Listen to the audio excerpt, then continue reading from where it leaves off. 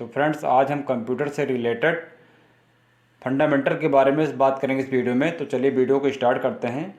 तो दोस्तों, पहला जो हमारा है क्वेश्चन है कि कंप्यूटर क्या है, व्हाट इज़ कंप्यूटर। कंप्यूटर की डेफिनेशन क्या है।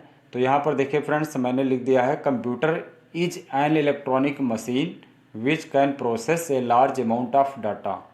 ये कंप्यूटर की डेफिनेशन है, छोटी सी डेफिनेशन है फ्रेंड्स। और इसमें पहला देखिए हमने ऑप्शन यहाँ पर लिख दिया है कीबोर्ड। कीबोर्ड हो गया, ये आपका कीबोर्ड है। और दूसरा नेक्स्ट हमारा है यहाँ पर सीपीयू, जिसे हम कहते हैं सेंट्रल प्रोसेसिंग यूनिट। ये आपका सीपीयू हो गया। और तीसरा ऑप्शन जो है हमारा यहाँ पर वीडीयू यानी विजुअल डिस्प्ले यूनिट, इसे आप मॉनिटर भी कह सकते हैं। तो ये हमारा वीडीयू हो गया। नेक्स्ट आगे बढ़ते हैं फ्रेंड्स। अगला जो टॉपिक है देखिए यहाँ पर समझाया गया है कि कंप्यूटर में 3 प्रकार की डिवाइस होती है main: input device, output device and processing device. तो इनपुट डिवाइस में हमारा क्या आता है, देखिए इनपुट डिवाइस के अंतर्गत कीबोर्ड और माउस। वैसे कई पार्ट्स आते हैं इनपुट डिवाइस में, आपका स्कैनर है, ट्रैक बॉल है, लाइट पेन है, जॉयस्टिक है। लेकिन यहाँ पर एग्जांपल में हमने 2 ऑप्शन लिख रखा है, बना रखा है फिगर, एक कीबोर्ड का और एक माउस का। तो इनपुट डिवाइस में हमारा कीबोर्ड और माउस आता है। इसके अलावा प्रोसेसिंग डिवाइस में हमारा क्या आता है, सीपीयू आता है, क्योंकि किसी भी चीज़ को प्रोसेस करने का काम करता है सीपीयू, इसीलिए इसको हम प्रोसेसिंग डिवाइस के अंतर्गत रखते हैं। और हमारा नेक्स्ट जो आता है आउटपुट डिवाइस। तो आउटपुट डिवाइस में आपका फ्रेंड्स क्या आता है, वीडीयू यानी विजुअल डिस्प्ले यूनिट अर्थात मॉनिटर। आप मॉनिटर को आउटपुट में रख सकते हैं। इसके अलावा प्रिंटर भी हमारा आउटपुट डिवाइस होता है। और आपका प्रोजेक्टर है, प्लॉटर है, स्पीकर है, ये सब आपके आउटपुट डिवाइस में आते हैं। क्योंकि ये काम क्या करता है, बाहर रिजल्ट को हमें दिखाता है, इसीलिए इसको हम आउटपुट डिवाइस के अंतर्गत रखते हैं। नेक्स्ट अगला जो टॉपिक है उसके बारे में बात करते हैं कि कंप्यूटर के फ्रेंड्स 2 भाग होते हैं।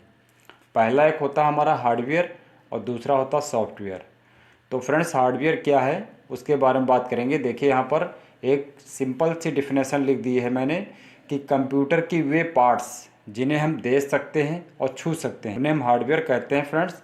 यानी सी एंड टच, जिसे हम देख सकते हैं और छू सकते हैं उन्हें हम क्या कहते हैं, हार्डवेयर कहते हैं। जैसे कि एग्जाम्पल में लिख दिया है फ्रेंड्स, यहाँ मॉनिटर है आपका। नेक्स्ट अगला है कीबोर्ड है, सीपीयू है, माउस है, प्रिंटर है। ये सब क्या है, आपके हार्डवेयर के अंतर्गत आते हैं। और दूसरी जो हेडिंग है हमारी वो है फ्रेंड्स सॉफ्टवेयर।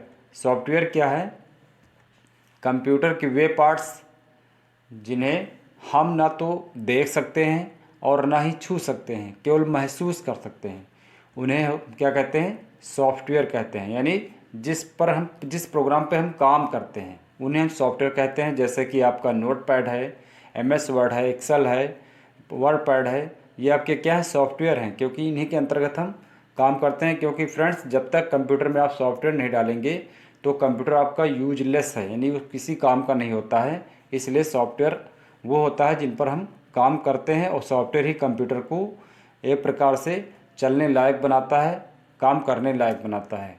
अगली जो हेडिंग है हमारी फ्रेंड्स वो है special point in computer. Computer के जो मेन पॉइंट्स हैं उसके बारे में बात करेंगे। तो पहला जो पॉइंट्स है फ्रेंड्स वो है हमारा फादर ऑफ कंप्यूटर्स, यानी कंप्यूटर के पितामह किसे कहा जाता है, चार्ल्स बैबेज को कहा जाता है। नेक्स्ट पॉइंट है कंप्यूटर को हिंदी में क्या कहते हैं। तो कंप्यूटर को हिंदी में कहते हैं दोस्तों संगणक यंत्र, क्योंकि कंप्यूटर हमारा एक इंग्लिश वर्ड होता है, इसे हिंदी में हम संगणक यंत्र कहते हैं। अगला जो पॉइंट्स है कि कंप्यूटर के नॉर्मल कीबोर्ड में टोटल कितनी कीज़ होती हैं। तो फ्रेंड्स, किसी कीबोर्ड में 104 या 101 या 107, यानी फ्रेंड्स 104 की, 101 की, 107 की आदि होती हैं। जितने भी हमारे नॉर्मल कीबोर्ड होते हैं उनकी बात हम करते हैं इस वीडियो में। आ गया देखिए, कंप्यूटर हमेशा बाइनरी लैंग्वेज को ही एक्सेप्ट करता है और जिसका कोड होता है 01। यानी कंप्यूटर हमारी किस भाषा को समझता है, बाइनरी लैंग्वेज। और बाइनरी लैंग्वेज क्या होती है उसके बारे में बात करेंगे नेक्स्ट पॉइंट में। तो देखिए फ्रेंड्स, बाइनरी लैंग्वेज जो हमारे होता है वो 01 होता है। तो 01 इक्वल टू 2 यहाँ पे क्यों लिखा गया, क्योंकि यहाँ पे 0 और 1 मिल करके 2 डिजिट हुए। तो बाइनरी का जो बेस होगा फ्रेंड्स वो होगा 2। अब ये 2 होगा बेस, इसके बाद हम कैसे निकालेंगे किसी लैंग्वेज को बाइनरी में जैसे कन्वर्ट करता है कंप्यूटर, तो हम उसको कैसे निकालेंगे। देखिए मान लीजिए मैंने कंप्यूटर में 40 टाइप किया, अब ये 40 को किस रूप में लेगा, तो यहाँ से देखिए इसको 2 से हमें क्या करना है, डिवाइड करना है। जब 2 से इसको हम डिवाइड करेंगे, क्योंकि बाइनरी का बेस होता है 2, तो यहाँ पे आपका आ जाएगा 20 जब आ गया फ्रेंड्स, तो यहाँ पर देखिए जैसे ही 20 आया तो यहाँ पर आपका देखिए जब आप 20 से इसको 2 से कन्वर्ट करेंगे तो यहाँ पर आपके पास कोई भी शेष नहीं बचेगा, इसलिए यहाँ पर साइड में 0 हम लोग लिख देते हैं। और नेक्स्ट फिर 2 से इसको कन्वर्ट करेंगे तो आपका यहाँ पर आ जाएगा 10, क्योंकि यहाँ पर कोई भी शेष नहीं बचा, तो इसलिए यहाँ पर हम क्या लिख देंगे, 0 लिख देंगे। फिर आगे 2 से कन्वर्ट करेंगे तो आपका आ जाएगा यहाँ पर 5 2 जा 10 होता है, और यहाँ पर देखिए कोई भी शेष नहीं बचेगा, इसलिए हम क्या कर देंगे, साइड में लिख देंगे 0। नेक्स्ट आगे बढ़ते हैं, फिर 2 से हम कन्वर्ट करेंगे। दोस्तों आपको ये ध्यान रखना है कि हमेशा आपको 2 से ही कन्वर्ट करना है, क्योंकि बाइनरी का जो बेस होता है वो 2 होता है।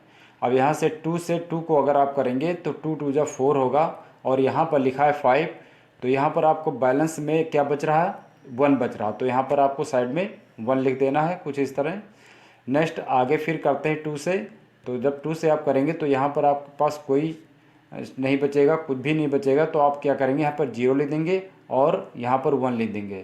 तो आंसर आप कैसे लिखेंगे, तो दोस्तों 40 का जो बाइनरी नंबर है वो आपको नीचे से लेके चलना है, यानी 40 का जो बाइनरी नंबर हमारा होगा वो हो जाएगा 101 एंड 000।